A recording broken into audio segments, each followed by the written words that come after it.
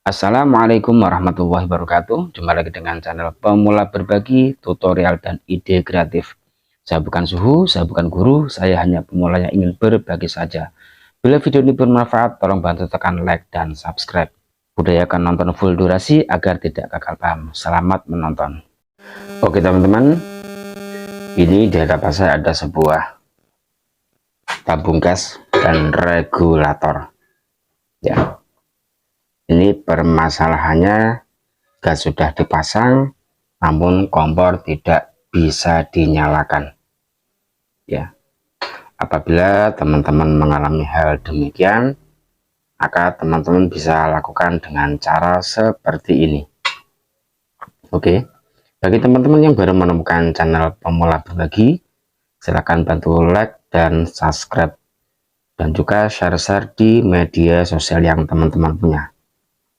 Oke, bila teman-teman punya regulator, entah itu StarCam ataupun Destek ataupun regulator yang lain, bila sudah dipasang ya, ini sudah dipasang seperti ini. Bentar,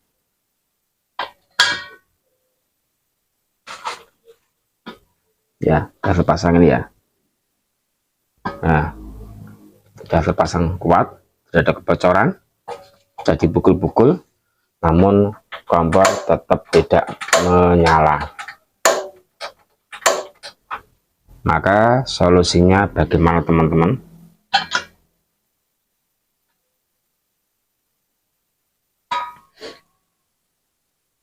Solusinya ya, karena di sini ya mungkin untuk ujung ini sudah agak berkurang ya, mungkin karena sering dipakai, karena pemakaian ini sudah tidak begitu lancip untuk ujungnya. Nah, ini kelihatan ya, kelihatan sudah seperti ini. Jadi untuk menekan bagian dalam ya, ini tidak nyampe, artinya tidak sampai di titik tengah untuk membuka gasnya, karena gas ini bisa keluar ketika yang bagian ujung tengah itu ada tekanan ya, ditekan atau tertekan. Kalau bagian tengah ini tidak tertekan, maka gas tidak bisa keluar. Seperti itu proses ataupun cara kerja tabung gas. Maka ketika punya regulator, entah itu merek apa saja, entah itu baru ataupun lama, jika mengalami hal yang sama, maka teman-teman bisa lakukan dengan cara seperti ini ya. Teman-teman tinggal carikan sedikit kertas ataupun tisu ya, seperti ini, kemudian teman-teman ya lipat ataupun diuntir-untir, tidak terlalu besar, tidak terlalu kecil, seperti ini saja. Ini sudah cukup. Nah, kemudian teman-teman masukkan, kalau agak kebesaran dikurangi, sepertinya ini masih kebesaran. Mohon maaf, ini tangan yang sebelah kiri pegang kamera atau handphone seperti ini ya, mungkin ukurannya jangan terlalu besar. Dimasukkan, apakah sudah berhasil? Kita coba.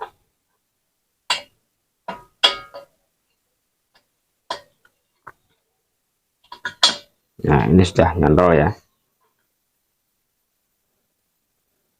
Nah, kalau tidak ada manometer akan terdengar suara ces, seperti tanda gas sudah keluar ya. Kalau gas sudah keluar, bisa dipastikan kompor bisa menyala. Tinggal diketuk di bagian sini, pelan-pelan saja ya.